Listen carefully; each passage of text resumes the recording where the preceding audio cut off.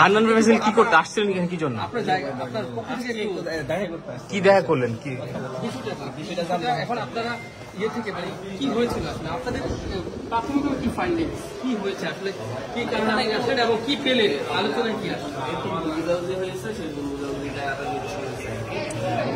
এইখানে বিভিন্ন বাইরের বিভিন্ন গোষ্ঠী জড়িত আছে। আমরা যেটা দেখছি মানে আমাদের এই কিছু মানুষগুলাকে ব্যবহার করার চেষ্টা করতেছে। কিন্তু যাদের নিয়ে আপনি আসছেন এদের বিরুদ্ধে তো এর আগে অভিযোগ ছিল, তারা বিভিন্ন জায়গায় বিভিন্ন ব্যক্তি এবং প্রতিষ্ঠানের বিরুদ্ধে তারা আন্দোলন করে আসছিল। আমি এদের জন্য আসি না, আমি আমাদের বৈষম্য বিরুদ্ধে আহ্বায়কের ব্যাপারটাতে দেখতে আসছি এবং ওদের বিরুদ্ধে সাংগঠনিকভাবে তদন্ত করা হবে।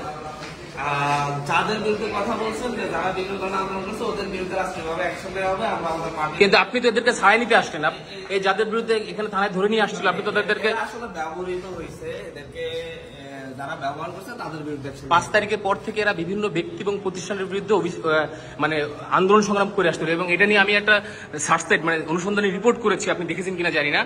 আপনি সেই ব্যক্তিদেরকে কেন ছাড়াতে থানায় আসলেন?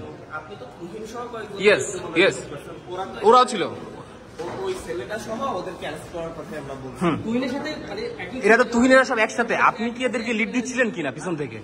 তুহিনেরা তো সবাই একসাথে, আপনি কেন এখানে এদেরকে